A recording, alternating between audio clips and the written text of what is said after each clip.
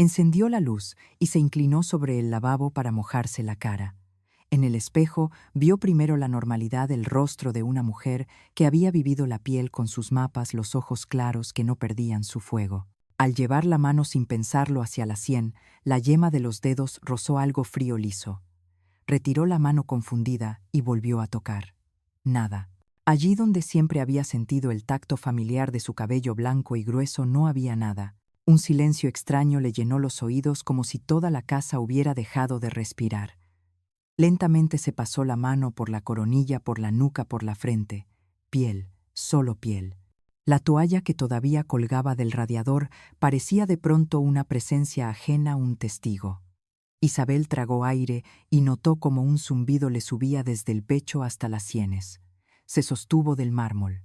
De la ventana llegaba el repicar de campanas lejanas insistente, como si la ciudad siguiera a lo suyo, ajena al pasmo que la clavaba frente al espejo. Buscó una explicación, cualquier explicación. Un mal sueño, una broma que había ido demasiado lejos, una reacción alérgica imposible. Murmuró el nombre de Diego no para llamarlo, sino como quien invoca un ancla, y entonces al girar hacia el dormitorio, vio sobre la mesita de noche un papel doblado que no recordaba haber dejado allí. La letra grande y apretada la insultó antes de que terminara de entender las palabras. Ahora tienes el aspecto que combina contigo, vieja ridícula. Sintió un golpe en el estómago. El papel se deslizó de sus dedos y cayó sobre la alfombra mudo. La habitación, que siempre le había parecido un lugar seguro, se volvió de pronto estrecha, hostil. A su alrededor las fotos enmarcadas, las flores secas en un jarrón, el chal que había dejado preparado para más tarde, todo parecía mirarla con una curiosidad fría. 10-15 segundos, Isabel no supo contarlos, se quedó simplemente ahí con la mano, apretando el respaldo de la silla, escuchando el rumor de la ciudad que despertaba los pasos apresurados en el portal, el carro del panadero que traqueteaba. Sobre los adoquines. El primer impulso fue taparse la cabeza con lo que fuera un pañuelo, un sombrero antiguo, en el armario, el propio chal. Pero el gesto se le detuvo a medio camino. Había algo en la violencia de la frase, en la cobardía de una agresión hecha mientras dormía, que le desató una mezcla de vergüenza y de dignidad herida. Recordó sin querer la primera cena con Lucía 3 años atrás en un restaurante del centro. Llegó tarde sin pedir disculpas y habló de sus viajes, de sus metas, de lo bien que le iban las cosas, como si todos estuvieran allí para admirarla. Isabel entonces había guardado silencio. Diego, fascinado, la miraba como a un trofeo. A la salida ella intentó, con la prudencia de una madre que no quiere romper nada, sugerirle que se dieran tiempo. Él respondió con una frialdad que no conocía. Lo que hoy ocurría no nacía de la nada. Había señales. Las había ignorado, porque a las madres a veces les conviene creer que el amor todo lo corrige. Se acercó de nuevo al espejo. La luz de la mañana se había vuelto más clara y empezaba a dibujar con crueldad cada detalle de su cuero cabelludo. Observó los ojos que le devolvían la mirada. Había dolor, sí, pero también una serenidad rara, como la de quien toca fondo y descubre que todavía puede apoyar los pies. Lavó con cuidado la piel de la cabeza como si estuviera curando una herida. Abrió el botiquín y, sin saber muy bien por qué, encontró una caja de horquillas, un resto de otro tiempo, y sonrió con tristeza. No le servirían ahora. Cerró el botiquín y el clic del imán le sonó a punto y aparte. Pensó en la catedral, en las flores que habrían colocado ya, en el rumor de los ensayos, en el murmullo de invitados buscando sitio. Pensó en el palacio, en la música, en el brindis. Salamanca era en los días solemnes una escenografía perfecta. Aquella perfección dolía. El teléfono vibró sobre la cómoda con mensajes de buenos días, de nos vemos luego, de qué guapa vas a estar. Isabel no respondió. Entró en el vestidor y abrió el armario donde colgaba el vestido azul marino que había elegido con tiempo, un corte sobrio que le hacía justicia. Rozó la tela con los dedos y recordó cómo la dependienta había dicho que ese tono realzaba sus ojos. Ahora la imagen mental de sí misma con el cabello recogido en la nuca se desmoronaba como un castillo de naipes. Se sentó en el borde de la cama y respiró hondo. En la mesilla seguía el papel. No había firma, por supuesto, ni falta que hacía. La frase llevaba la huella de una sonrisa que ella conocía. Y sin embargo, el dolor más punzante no era la ofensa, sino la idea de salir a la calle y convertirse de repente en un espectáculo. La ciudad de piedra tan bella, tan impasible, podía ser también despiadada en su curiosidad. Abrió la ventana para dejar entrar el aire frío. El sonido del mercado del barrio se mezclaba con las voces de los vecinos que bajaban a por churros, con el saludo del cartero que canturreaba con el tintinear de tazas en el café de la esquina. Isabel tuvo una visión nítida de sí misma, sentada en la terraza de la Plaza Mayor, con un café con leche y una tostada con tomate, viendo pasar a los estudiantes bajo los soportales. Le gustaba ese ritual. Le recordaba que la vida pese a todo seguía. Hoy, sin embargo, no habría café. La agenda la empujaba hacia la catedral. El reloj de pared marcó la hora en campanadas pequeñas y domésticas. Ella fue al baño, abrió un cajón bajo el lavabo y tocó como si estuviera pidiendo permiso una caja donde guardaba peines, diademas, algún broche de plata. Nada de eso tenía ya sentido. Cerró el cajón y con una cadencia lenta buscó en otro armario una caja con una peluca que la peluquera le había insistido en probar como accesorio para alguna fiesta de disfraces. La había olvidado por completo. La miró como se mira una última posibilidad. La colocación fue torpe al principio. No por ineptitud, sino por pudor. Sentía que cada gesto era una confesión íntima. Se dejó guiar por las instrucciones amarillentas que venían dentro y fue ajustando las presillas y la malla hasta que la línea del nacimiento del cabello quedó razonable. No era ella, no del todo, pero tampoco era una máscara grotesca. Se tomó unos minutos para acostumbrarse a la imagen nueva. En el espejo, la mujer que la observaba sostenía la mirada con una gravedad limpia. Isabel probó varios pendientes, descartó los más llamativos y se quedó con unos discretos de perla. El vestido ahora caía distinto sobre su cuerpo. La inseguridad inicial empezó a mezclarse con una determinación terca casi obstinada que le tensó la columna. Colocó el chal sobre los hombros y pensó en las veces que la vida le había pedido empezar de cero. La viudez, las noches de cuentas y de papeleo. El negocio que remó contra la corriente hasta que encontró su río. No era la primera vez que se levantaba del suelo. Tampoco sería la última si hiciera falta. Mientras buscaba el bolso, la mente se le fue por capricho a otra imagen Diego de niño, sentado en el suelo de la sala, con una caja de lápices dibujando casas con ventanas enormes y un sol en una esquina. Le gustaba que su madre colgara sus dibujos en la nevera y que aplaudiera cada nuevo intento.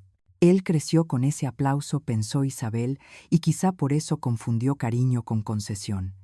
La tarde en que le presentó a Lucía, ella sintió un pellizco en el pecho. Hubiera querido equivocarse. No insistió. Los hijos, se decía, escogen su vida. Ahora, al mirar el papel caído en la alfombra, comprendió que el tacto de aquella frase había sido preparado con tiempo, que alguien había decidido convertirla en un chiste cruel. Se inclinó, recogió el papel y lo dobló de nuevo, no para conservarlo, sino para quitarlo de su vista.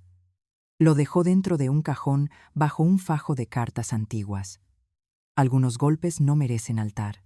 El timbre del horno sonó en el piso de abajo y con él el ajetreo de la vecina que todos los sábados horneaba bizcochos para sus nietos. Isabel se descubrió sonriendo a pesar de todo. La normalidad de los otros tenía una fuerza inesperada. Abrochó el reloj en la muñeca y revisó por última vez la bolsa con lo indispensable: pañuelos, la barra de labios discreta, el perfume suave que usaba desde hacía años, la invitación de la boda que había doblado con cuidado. Había decidido no llamar a nadie, ni a la peluquera, ni al abogado, ni a ninguna de sus amigas de la tertulia del mercado. No quería compasión a primera hora del día. Quería silencio. Quería que el próximo ruido importante saliera de su propia boca cuando hiciera falta. La casa le respondió con el crujido amable de las tarimas al paso de sus tacones. Al abrir la puerta del portal, un golpe de aire fresco le despeinó la peluca. Se detuvo y la sujetó con naturalidad, como lo haría cualquier mujer si una ráfaga traviesa intentara jugar con su peinado. Saludó al portero que barría la acera, y él, sin notar nada extraño, le devolvió el buenos días con esa cortesía sencilla que la ciudad conserva. En la esquina el café de siempre ya tenía 2 mesas ocupadas. La camarera que la conocía levantó la mano y le preguntó desde lejos si pasaría más tarde. Isabel respondió con un gesto que decía quizá, y siguió su camino. A cada paso el latido del corazón encontraba su propio compás.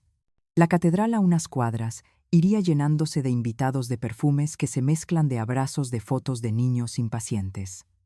Ella se detuvo un instante ante un escaparate que reflejó su figura completa. La peluca aguantaba. El vestido le sentaba bien. Lo esencial, se dijo, no estaba en el cabello. Volvió a su casa para recoger el pequeño ramo que había encargado para Lucía.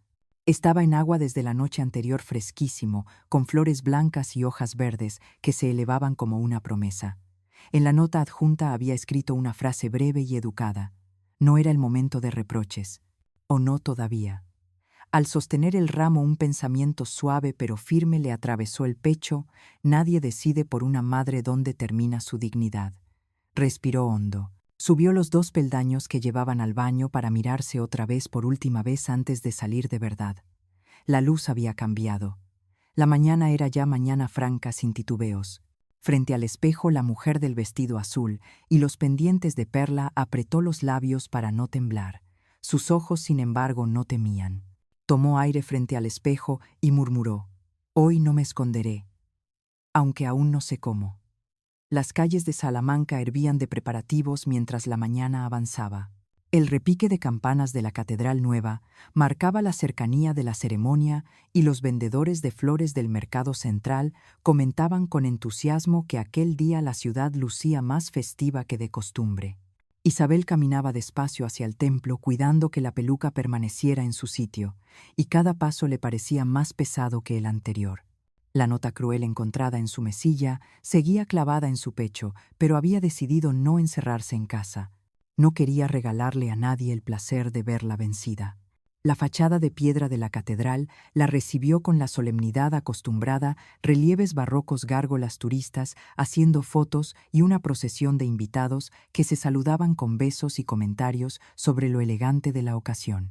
Nadie parecía sospechar que ella, la madre del novio, caminaba con el corazón hecho trizas. Al entrar en la nave principal, Isabel se quedó un momento a un lado contemplando el movimiento de los operarios que ajustaban arreglos florales. El incienso ya perfumaba el aire y la música de un órgano en ensayo llenaba de ecos cada rincón. Por unos segundos se dejó envolver por esa atmósfera de solemnidad, como si pudiera engañar a su memoria y convencerla de que todo iba bien. Pero entonces escuchó una voz que reconocería en cualquier lugar. Diego, su hijo, hablaba con tono bajo en un pasillo lateral cerca de una columna que proyectaba sombra sobre el suelo de mármol. Isabel sintió un impulso instintivo de acercarse, de confirmar que realmente era él, y sin querer se pegó al pilar para escuchar. No era un gesto digno, lo sabía, pero la desconfianza había encendido en ella una alarma imposible de apagar. Diego sostenía el teléfono pegado a la oreja y su voz sonaba tensa, cortada, como si intentara controlar los nervios. «Cuando tengamos el dinero de mamá todo cambiará. Podremos estar juntos sin escondernos». Isabel sintió que la sangre le bajaba de golpe hasta los pies. La palabra dinero le retumbó en los oídos. El tono no era de un hijo agradecido, era de un hombre calculador que esperaba una transacción. Guardó silencio apoyada en la columna con la respiración contenida. Del otro lado, reconoció un nombre que ya había escuchado en alguna conversación ligera: Camila, la joven secretaria de Diego. «Escucha, Camila», continuó él, «solo necesito que tengas paciencia unas semanas. Mamá está tan desesperada por complacerme que haría cualquier cosa». La frase, dicha con una naturalidad pasmosa, se le clavó como una daga. Desesperada por complacerlo. Así la veía su propio hijo. El eco de la música y el murmullo de los preparativos contrastaban con el silencio interior de Isabel. Recordó de golpe todas las veces que Diego le había pedido dinero sin pedirlo, en realidad como si fuera un derecho. Recordó aquel viaje a Barcelona que financió sin cuestionar, el coche que pagó, sin discutir las cenas caras donde él se limitaba a anunciar: «Mamá, esto nos vendría bien». Todo eso que ella había aceptado como parte del amor maternal sonaba ahora a una cadena de concesiones que lo habían convertido en alguien incapaz de agradecer. El dolor no era solo por la traición del momento, sino por la conciencia amarga de haber contribuido a formar a ese hombre que hablaba con frialdad sobre usar a su madre para escapar con otra mujer. Una pareja de turistas pasó cerca de la columna y le preguntó a un sacristán dónde podían encender una vela. La escena banal le devolvió a Isabel un trozo de realidad cotidiana. Vio a una anciana encender un cirio y persignarse mientras niños corrían en el atrio jugando a perseguirse. Todo era normalidad alrededor salvo su mundo íntimo que se desmoronaba. Pensó en salir de la catedral, en respirar el aire fresco de la Plaza Mayor y pedir un café con leche como cualquier mañana. Pero sus pies permanecieron anclados al suelo. Necesitaba escuchar más, confirmar lo que ya temía. Diego continuó con voz apresurada: Alondra no sospecha nada. Está tan obsesionada con esta boda perfecta que no se da cuenta de nada más. Isabel cerró los ojos. La escena adquiría proporciones grotescas. Su hijo se casaba con Lucía, mientras planeaba fugarse con Camila, gracias al dinero que ella ingenuamente iba a transferir como regalo de bodas. Se apartó unos pasos intentando ordenar las ideas. Sintió que el mármol frío bajo sus pies le sostenía mejor que su propio cuerpo.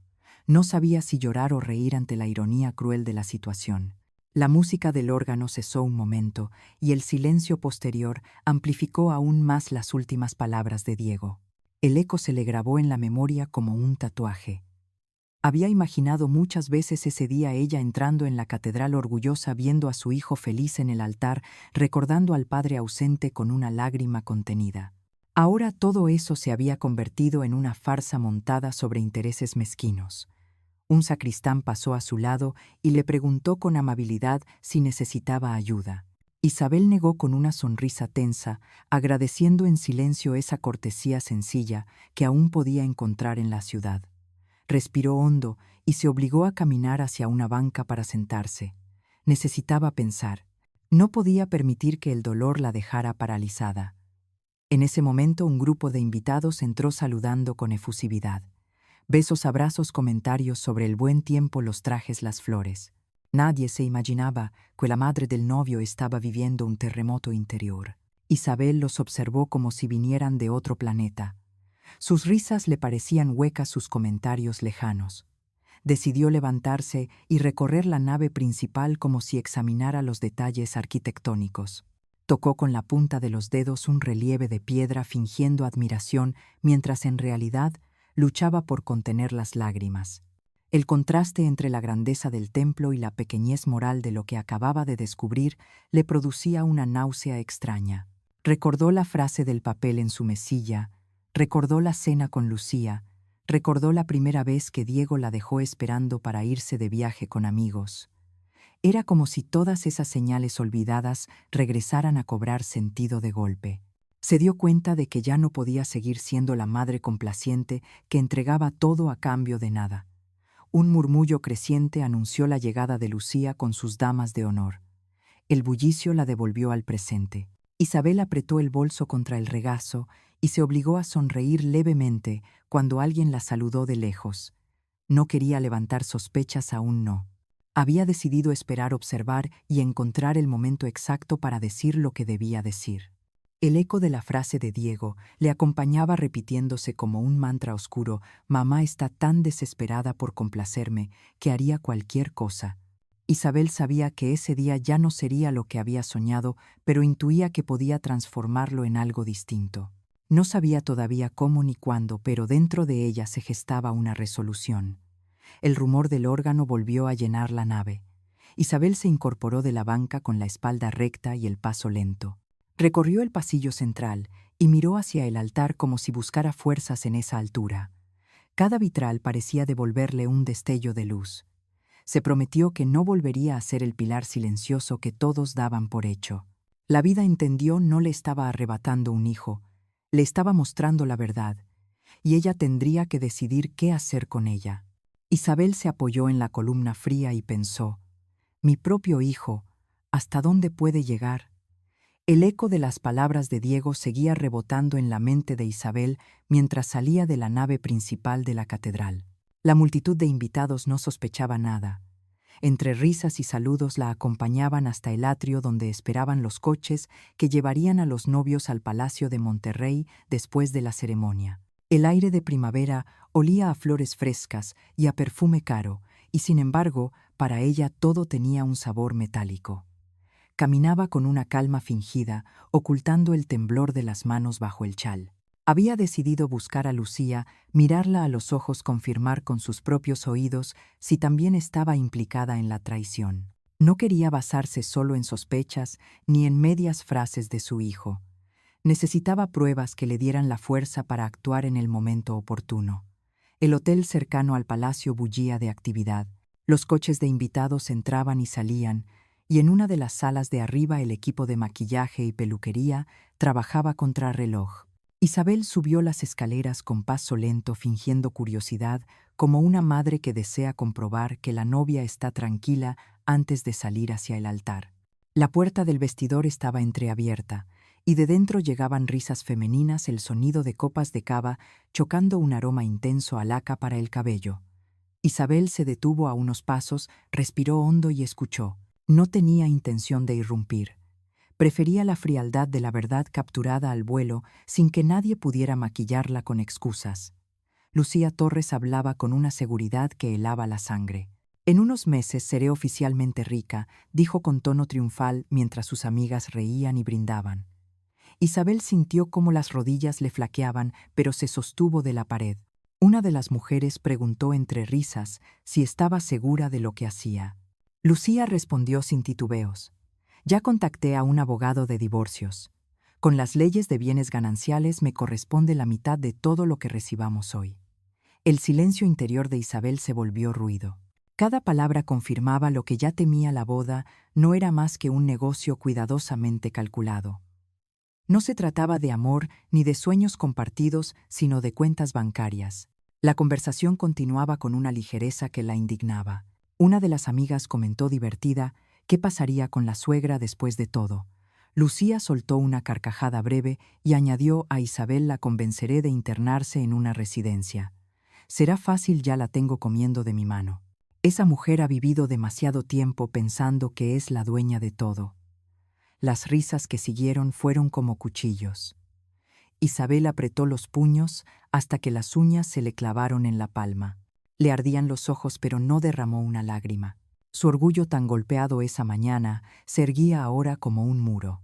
Ya no se trataba de humillación personal, sino de la necesidad de detener una farsa que pretendía aniquilar lo que quedaba de su dignidad.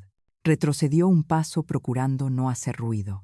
El corazón le golpeaba en el pecho como un tambor. Quiso salir corriendo, gritar, abrir la puerta y desenmascarar a Lucía frente a sus amigas, pero contuvo el impulso. Recordó la frase que había repetido al mirarse al espejo aquella mañana: hoy no me esconderé. No significaba estallar de manera ciega, sino elegir el momento y la forma de defenderse. El brindis, pensó. Allí frente a todos sería el instante en que la máscara de Lucía y de Diego caería sin remedio. Esa idea le dio una calma extraña, como un bálsamo en medio de la tormenta. Mientras bajaba las escaleras del hotel, la mente de Isabel repasaba su vida. Cada sacrificio, cada hora de trabajo, cada decisión tomada sola desde que enviudó, todo había estado destinado a darle a Diego un futuro seguro. Y ahora lo veía convertir ese legado en un juego de traiciones compartidas con una mujer que la despreciaba. En ese repaso doloroso encontró también un destello de claridad. No se trataba de perder a su hijo, porque en realidad ya lo había perdido hacía tiempo. Se trataba de decidir si aún se perdería a sí misma. En la calle, el bullicio de los invitados y el tráfico de coches de alquiler devolvieron algo de normalidad a la escena. Isabel se cruzó con un grupo de jóvenes que salían de un bar cercano, vestidos con chaquetas claras, riendo a carcajadas mientras hablaban de fútbol. Uno de ellos, al verla, se quitó el sombrero y le cedió el paso con una cortesía espontánea. Ella respondió con una leve inclinación de cabeza. Ese gesto sencillo, tan distinto a la falsedad que acababa de escuchar arriba, le recordó que la bondad aún existía en el mundo, y que no podía permitir que la maldad de dos personas definiera el resto de su vida. De regreso hacia la catedral, el aire olía a azahar y a pan tostado de los cafés que rodeaban la plaza mayor. Isabel se detuvo un instante frente a una terraza donde un camarero servía chocolate con churros a una pareja de ancianos. Escuchó el gracias joven de la mujer y vio cómo dejaban unas monedas de propina en el platillo. Aquella normalidad cotidiana contrastaba con el absurdo de su situación. Sonrió por dentro amarga pero también fortalecida. La vida seguía, y ella tenía derecho a decidir cómo seguiría la suya. Al acercarse a la puerta lateral de la catedral, volvió a escuchar el rumor de los invitados que se acomodaban en los bancos. El murmullo era festivo, pero ella lo percibía como un zumbido distante. No había lugar para la ingenuidad. La nota cruel en su mesilla, la conversación de Diego con Camila y ahora la confesión cínica de Lucía, todo se unía en una sola certeza: debía actuar. No como víctima, sino como mujer que había aprendido a sobrevivir a golpes mucho peores. Se sentó en una banca de piedra en el atrio y respiró profundamente. El sol ya había trepado más alto y doraba la fachada de la catedral, iluminando los relieves con un brillo casi místico. Isabel levantó la vista y se dijo que no permitiría que aquel día terminara en derrota. Había algo dentro de ella, un resorte, que se había activado, que la mantenía erguida, incluso cuando todo parecía hundirse. Sintió que la calma volvía a sus manos y que por primera vez en mucho tiempo el miedo se transformaba en determinación. Cerró los ojos un momento, contuvo el temblor y se dijo en silencio: «No voy a regalarles ni un euro». La Catedral Nueva de Salamanca estaba llena hasta el último banco. Invitados de todas partes se acomodaban en silencio expectante mientras el órgano llenaba la nave de solemnidad. Los rayos de sol entraban oblicuos por los vitrales, tiñendo el suelo de mármol con colores brillantes. Isabel, sentada en primera fila, con un vestido azul marino impecable, mantenía las manos entrelazadas sobre el regazo. Su peluca perfectamente peinada y los pendientes discretos de perla la hacían parecer la madre orgullosa que todos esperaban ver. Por dentro, sin embargo, ardía una tormenta contenida. Había escuchado la traición de Diego y las intenciones cínicas de Lucía. Cada palabra era un clavo en la herida. Pero también había tomado una decisión: hoy no sería la mujer complaciente que todos daban por hecha. Hoy sería la mujer que mostrara la verdad. La ceremonia transcurrió con un ritmo solemne, casi mecánico. El sacerdote habló del amor, del compromiso, de la fidelidad, palabras que a Isabel le sonaban huecas al saber lo que realmente se escondía detrás de aquella unión. Diego, con traje oscuro y sonrisa ensayada, parecía el hijo devoto que ella había criado. Lucía, con su vestido de encaje francés y velo delicado, irradiaba la gracia de una novia enamorada. La gente suspiraba emocionada, algunos se enjugaban lágrimas discretas. Isabel, en cambio, se mantenía inmóvil, como si una capa de hielo la separara del resto. En su mente las piezas del plan se alineaban. No interrumpiría la ceremonia, eso sería demasiado fácil para ellos. Esperaría la recepción, al brindis, al instante en que todos celebraran con copas en alto. Allí, en medio de la alegría general, soltaría la verdad como una campana imposible de ignorar. Cuando el sacerdote preguntó si alguien conocía una razón para que la pareja no pudiera unirse en matrimonio, Isabel sintió un impulso eléctrico que le recorrió el cuerpo. Por un segundo imaginó levantarse y decirlo todo frente al altar. Vio en su mente la cara de asombro de Diego, el rubor de Lucía, el murmullo escandalizado de los invitados. Pero contuvo la respiración y permaneció en silencio. Tenía algo mejor preparado. El momento pasó, y los novios se juraron amor eterno. El sacerdote los declaró marido y mujer, y la nave explotó en aplausos y vítores. Diego besó a Lucía y los flashes de las cámaras iluminaron el lugar como un enjambre de relámpagos. Isabel sonrió, apenas un gesto leve que nadie notó. La decisión estaba tomada. Su escenario no era el altar, sino el salón del palacio. Afuera las campanas repicaban jubilosas mientras la multitud se agolpaba para lanzar pétalos a los recién casados. Isabel caminó detrás, saludando con cortesía a conocidos, escuchando frases amables como «qué guapa está usted» o «su hijo se ve tan feliz». Contestaba con sonrisas medidas, guardando para sí la ironía amarga de aquellas palabras. La comitiva se dirigió en coches decorados hacia el Palacio de Monterrey, donde la recepción esperaba con mesas largas, manteles blancos y candelabros centellantes. Los invitados bebían cava en la terraza, mientras los camareros ofrecían bandejas de jamón ibérico, croquetas humeantes y quesos manchegos. La música de un cuarteto de cuerdas llenaba el aire suave pero festiva. Todo estaba dispuesto para celebrar la unión. Isabel, sin embargo, veía en cada detalle un telón de teatro, un decorado perfecto para la revelación que se avecinaba. Cuando los novios hicieron su entrada en el salón, todos los invitados aplaudieron de pie. Diego sostenía la mano de Lucía con gesto firme, y ambos saludaban como estrellas en una noche de estreno. Isabel observó la escena con calma. No había rabia en su mirada, sino una frialdad calculada. Sabía que dentro de poco las máscaras caerían. Durante el banquete se mantuvo conversando con los invitados cercanos, compartiendo anécdotas cortas, riendo en los momentos adecuados. Nadie sospechaba que bajo esa apariencia tranquila se escondía una determinación férrea. Mientras el menú avanzaba: sopa de pescado solomillo con salsa de setas, vino tinto de Ribera del Duero. Isabel apenas probó bocado. Su estómago estaba cerrado, pero su mente trabajaba como un reloj. Llegó finalmente el momento esperado, el brindis. Diego, con una copa de champán en la mano, se acercó a su madre y le dijo con voz suave: «Mamá, ¿quieres decir unas palabras?». Todos los ojos se volvieron hacia ella. Isabel se levantó despacio, con la serenidad de quien sabe exactamente lo que va a hacer. Sostuvo su copa con firmeza y miró alrededor.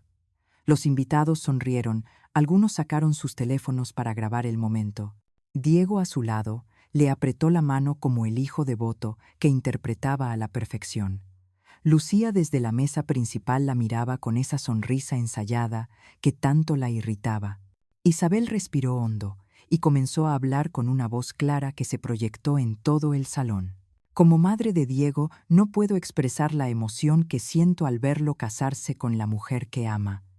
Hubo aplausos y murmullos de aprobación. Isabel hizo una pausa, dejando que la tensión se construyera. «Hace 33 años, cuando nació, Diego, prometí que siempre lo protegería y que pondría su bienestar antes que el mío. Y durante todos estos años he mantenido esa promesa». Más aplausos, más sonrisas. Diego parecía emocionado. Pero entonces Isabel cambió el tono. Hoy, como regalo de bodas, había planeado transferir 120 millones de euros a la cuenta de los recién casados. Un murmullo de asombro recorrió la sala. Lucía se enderezó en su silla, los ojos brillantes. Diego se puso rígido a su lado. Isabel alzó la mano para pedir silencio. «Sin embargo, he decidido que hay algo mucho más valioso que puedo darles». La verdad, un silencio sepulcral cayó sobre la sala. El fotógrafo dejó de disparar, los camareros se detuvieron en seco. Isabel abrió su bolso y sacó el papel que había encontrado en su mesilla aquella mañana. «Hoy desperté sin cabello. Alguien decidió raparme mientras dormía y dejarme esta nota. Ahora tienes el aspecto que combina contigo, vieja ridícula». Desplegó el papel con calma y lo mostró a la audiencia. Un murmullo de shock se extendió entre los invitados. Varias miradas se volvieron hacia Lucía, que palideció visiblemente. Diego intentó intervenir: «Mamá, basta». Pero Isabel levantó la mano con firmeza. «No he terminado». Su voz era tranquila, casi maternal. «Ese acto de crueldad me llevó a descubrir cosas mucho más interesantes». Comenzó a caminar despacio alrededor de la mesa principal, como una abogada presentando pruebas. «Descubrí, por ejemplo, que mi hijo ha mantenido una relación secreta con su secretaria Camila». Un estallido de murmullos y exclamaciones llenó el salón. Diego se levantó de golpe, derribando su copa. «Mamá, por favor». Isabel lo miró con serenidad. «¿No es cierto que le prometiste a Camila que después de obtener mi dinero podríais estar juntos sin esconderos?» El rostro de Diego se contrajo en pánico. Antes de que pudiera responder, Isabel se giró hacia Lucía. «¿Y tú, querida Lucía? ¿No es verdad que ya habías contactado a un abogado de divorcio para quedarte con la mitad de esa fortuna? ¿No es cierto que planeabas internarme en una residencia una vez que todo estuviera asegurado?» Lucía abrió la boca, pero no salió palabra. El salón entero, la observaba con ojos acusadores. Sus padres boquiabiertos se acercaron a su mesa con incredulidad y vergüenza. El silencio se rompió con una oleada de voces indignadas. Algunos invitados sacaban sus teléfonos grabando discretamente. Otros susurraban entre sí escandalizados. Diego cayó de nuevo en su silla, el rostro desencajado. Lucía se ruborizó furiosa y humillada. Isabel, en cambio, se mantenía erguida con una calma casi solemne. Durante más de 30 años he trabajado para construir un futuro sacrificando mi vida, mis sueños y mi salud.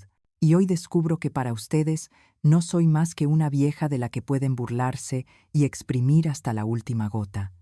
Su voz se quebró un instante, pero enseguida recuperó la firmeza. Pues bien sepan que esa transferencia fue cancelada esta mañana.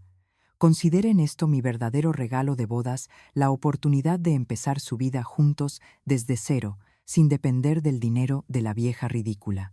El salón estalló en un caos de voces, gritos y exclamaciones. Diego suplicaba entre lágrimas, Lucía intentaba defenderse sin éxito, los invitados grababan y comentaban en voz baja. Isabel, sin embargo, ya no escuchaba. Dejó la copa sobre la mesa y se dirigió a la salida con pasos firmes. Cada paso era más ligero que el anterior, como si se quitara un peso enorme de encima. Al cruzar las puertas del palacio hacia la calle iluminada por el sol, respiró hondo. El aire fresco de Salamanca le supo a libertad. El murmullo escandalizado seguía resonando detrás de ella, pero ya no le pertenecía. Por primera vez en muchos años, Isabel sentía que volvía a ser dueña de sí misma. En la terraza cercana los turistas seguían disfrutando de su café con leche y sus churros, ajenos al drama que acababa de estallar en el palacio. Isabel sonrió al verlos. El mundo seguía girando y ella también seguiría. Sin hijos que la manipularan, sin nueras que la despreciaran, sin cadenas que la ataran, era una mujer libre. Y lo que había comenzado como el día de la boda de su hijo se estaba convirtiendo sin saberlo en el día de su renacimiento. La noticia del escándalo en el Palacio de Monterrey se extendió por Salamanca como un reguero de pólvora. Antes de que terminara la noche, los videos del discurso de Isabel ya circulaban en redes sociales, compartidos primero por invitados jóvenes y luego replicados en cuentas de chismes locales. En las cafeterías de la Plaza Mayor, la gente comentaba con asombro la valentía de aquella madre que en pleno brindis había expuesto la traición de su hijo y de su nuera. Mientras tanto, Isabel regresaba sola a su casa en el barrio antiguo, con el silencio como única compañía. Cerró la puerta, dejó el bolso sobre la mesa y se sentó en su butaca favorita frente al jardín trasero. Al quitarse la peluca, acarició con delicadeza su cuero cabelludo desnudo y por primera vez en todo el día no lo sintió como una humillación, sino como un símbolo de renacimiento. Lucía había querido destruirla, pero sin proponérselo le había dado la oportunidad de cortar con el pasado. A la mañana siguiente, el timbre sonó temprano. Era David Hernández, su abogado de confianza, desde hacía más de 20 años. Llegó con el ceño fruncido y una carpeta gruesa bajo el brazo. «He visto los videos», Isabel le dijo apenas entrar. Ella asintió en silencio y lo condujo al salón. David abrió los documentos y preguntó con tono cauteloso: «¿Está segura de querer hacer estos cambios tan drásticos en su testamento?» Isabel no dudó completamente. «Ni un euro para Diego ni para Lucía. Toda mi fortuna se dividirá entre 3 fundaciones que ayudan a viudas a iniciar negocios. Ellas sabrán aprovechar lo que yo construí». La pluma tembló un instante en su mano, no por indecisión, sino por la magnitud del momento. Al firmar sintió que cerraba una puerta pesada y abría otra más luminosa. Las semanas siguientes estuvieron llenas de llamadas insistentes. Diego marcaba su número a todas horas, primero con súplicas, luego con reproches, finalmente con amenazas veladas. Isabel no respondió ninguna. Guardaba en su móvil las grabaciones de sus conversaciones en la catedral, suficientes para defenderse en cualquier tribunal si intentaba impugnar el testamento. Lucía, por su parte, llegó a aparecer un día frente a su puerta con lágrimas en los ojos y voz temblorosa. «Isabel, todo fue un malentendido. Déjame explicarte», suplicó. Isabel la miró a través de la puerta entreabierta sin invitarla a pasar. «Un malentendido no se planea con abogados de divorcio, Lucía. No necesito tus explicaciones, necesito respeto y eso nunca lo tuviste. Cerró la puerta suavemente sin ira, solo con la firmeza de quien ya no está dispuesta a ser utilizada. Los rumores sobre el divorcio de Diego y Lucía no tardaron en confirmarse. Sin el dinero prometido, su relación se desmoronó con rapidez. Diego intentó continuar con Camila, pero cuando ella comprendió que no había fortuna de por medio, también lo abandonó. Lucía regresó a vivir con sus padres buscando trabajo por primera vez en años. Diego, acorralado por deudas, vendió su coche de lujo y se mudó a un apartamento modesto. Isabel, al enterarse, no sintió la satisfacción amarga que esperaba, sino un vacío sereno. Ya no eran parte de su vida. Lo que sucediera con ellos quedaba fuera de su responsabilidad. Isabel empezó a llenar sus días de manera distinta. Se inscribió en clases de pintura en un centro cultural cercano a la universidad. Al principio se sintió torpe, pero pronto descubrió que tenía un talento natural para los paisajes. Pintar los cielos dorados de Salamanca al atardecer le daba una paz que no había sentido en décadas. Su instructora Carmen, una mujer de su misma edad que también había criado hijos sola, se convirtió en amiga y confidente. «Es increíble cómo florecemos cuando por fin pensamos en nosotras», le dijo una tarde mientras pintaban en el parque de los jesuitas. Isabel sonrió, consciente de que esas palabras eran la mejor síntesis de su nueva vida. También se permitió viajar. Visitó Toledo y quedó maravillada por las sinagogas antiguas. En Sevilla disfrutó del flamenco en una peña íntima con el zapateo retumbando en su pecho como un latido. Más tarde se animó a cruzar fronteras. En la Toscana conoció a Roberto, un viudo italiano que había perdido a su esposa hacía 2 años. No fue un flechazo, sino un reconocimiento mutuo entre dos almas cansadas que buscaban redescubrirse. Pasearon por viñedos, hablaron de sus hijos, de la soledad y de la libertad recién conquistada. «No se trata de volver a ser quienes éramos», Isabel le dijo él una tarde entre colinas verdes. «Se trata de descubrir quiénes podemos ser ahora». Ella asintió, sintiendo que esas palabras eran un regalo. De regreso en Salamanca, Isabel se sintió distinta. La ciudad seguía siendo la misma, los estudiantes cruzando apresurados la Plaza Mayor, las terrazas llenas al atardecer, el olor a hornazo en Semana Santa. Pero para ella todo tenía un brillo renovado. Compró una casa más pequeña cerca del río Tormes, con un jardín que convirtió en refugio de flores y un estudio luminoso donde colgaban sus lienzos. Cada mañana tomaba café frente a las bugambilias que había plantado y cada tarde pintaba sin preocuparse de nada más. Por primera vez en muchos años, el tiempo le pertenecía por completo. Un año después, Diego apareció en su puerta demacrado, con ojeras profundas y voz apagada. «Mamá, ¿podemos hablar?», preguntó. Isabel lo dejó pasar, pero no al salón. Lo recibió en el recibidor manteniendo una distancia clara. Él le habló de su ruina, de sus errores, de su arrepentimiento. «De verdad, no hay forma de arreglarlo», suplicó con los ojos vidriosos. Isabel lo miró largo rato antes de responder. «Diego, yo ya aprendí a vivir con las consecuencias de tus decisiones. Ahora te toca a ti hacer lo mismo. Fui tu madre durante 33 años, te di todo lo que tenía. Ahora es tu turno de ser responsable de tu vida». Diego bajó la mirada derrotado. Ella abrió la puerta con calma y lo despidió con un gesto suave pero firme. El eco de sus pasos alejándose resonó en la escalera como un capítulo que se cerraba definitivamente. Las noches de Isabel ya no estaban llenas de insomnio y preocupaciones. Ahora dormía profundamente, con la serenidad de quien se sabe dueña de su destino. El rumor del Tormes, el olor a pintura fresca en su estudio y las cartas de Roberto desde Italia le recordaban que había vida más allá del dolor. Y aunque a veces se preguntaba si Diego llegaría algún día a comprender lo que había perdido, esa ya no era su batalla. Había dejado de ser la madre que lo sacrificaba todo. Se había convertido en la mujer que aprendía a vivir para sí misma. 2 años después de aquel día inolvidable en el Palacio de Monterrey, la vida de Isabel se había transformado por completo.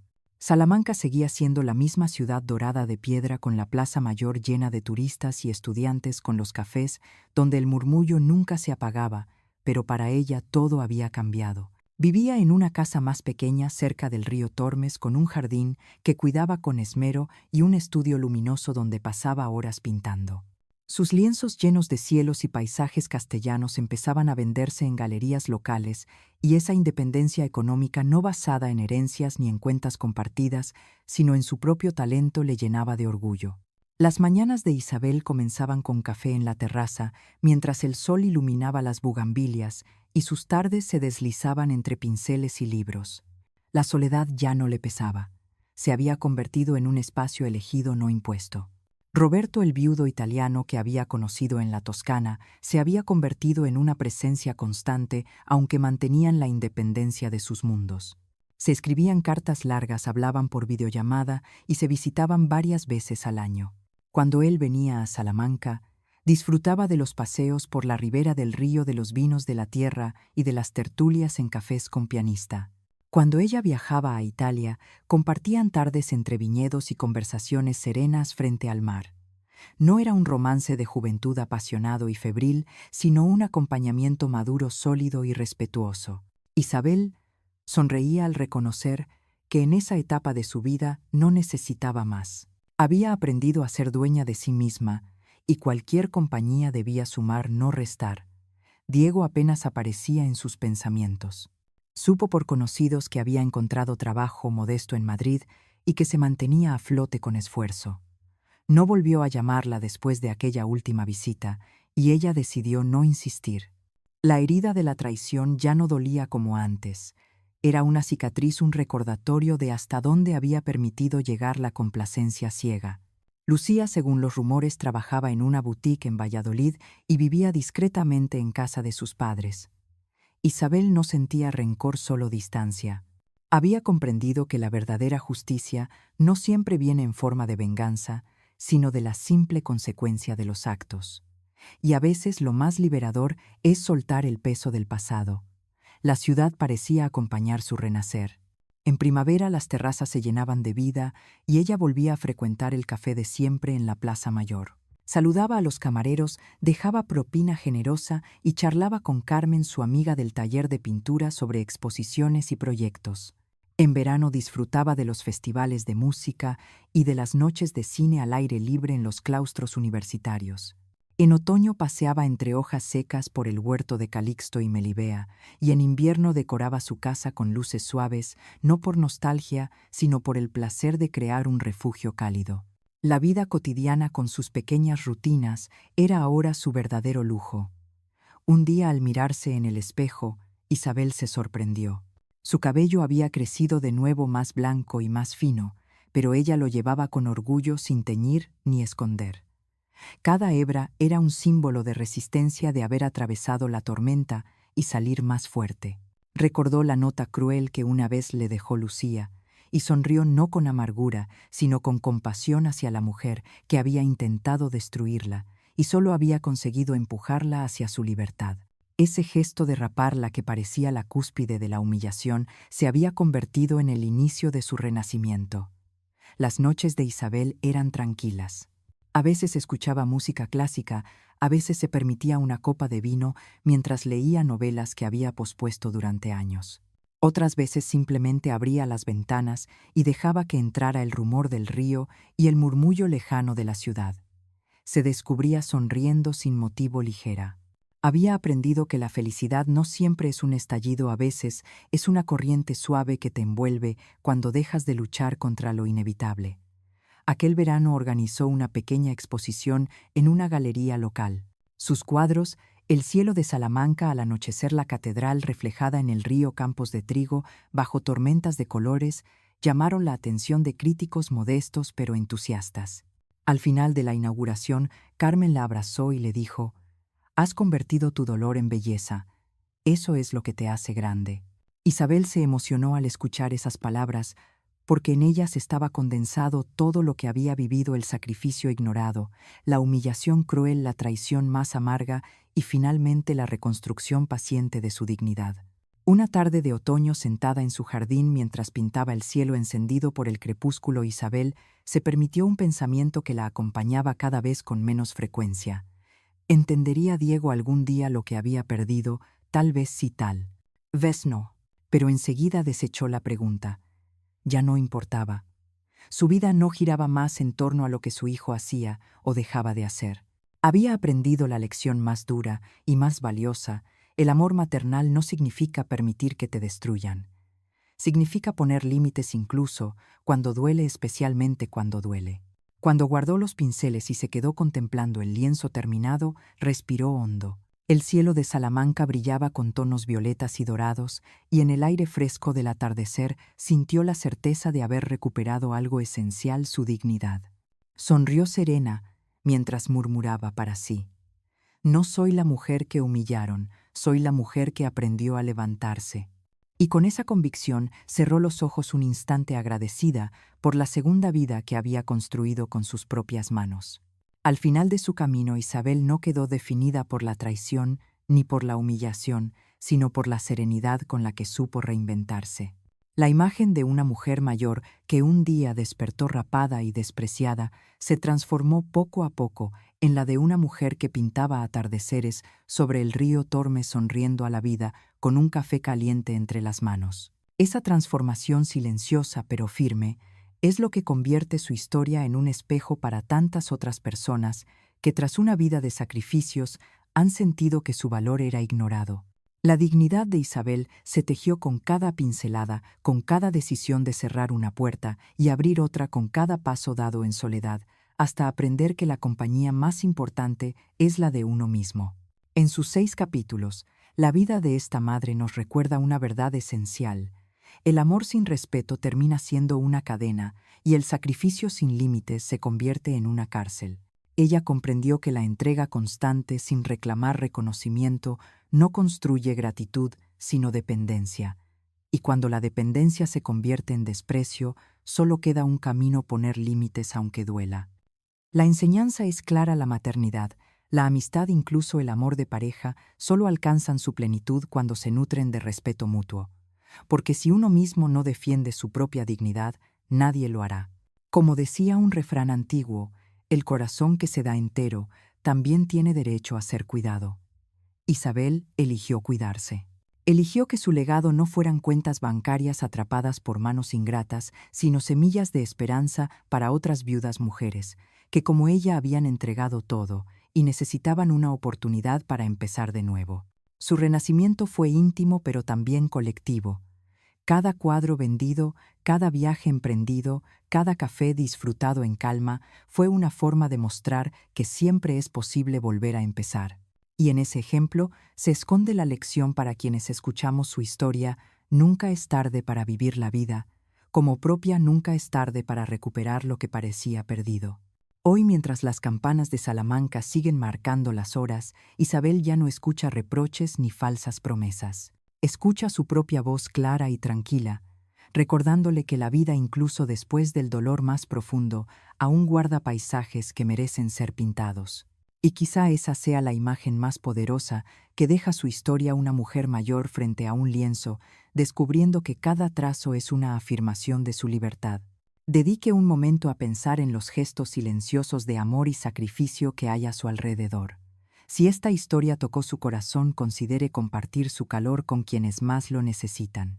Porque a veces la mayor herencia que podemos dejar es la certeza de que la dignidad nunca se negocia y que la vida, mientras respiremos, siempre ofrece la posibilidad de empezar de nuevo.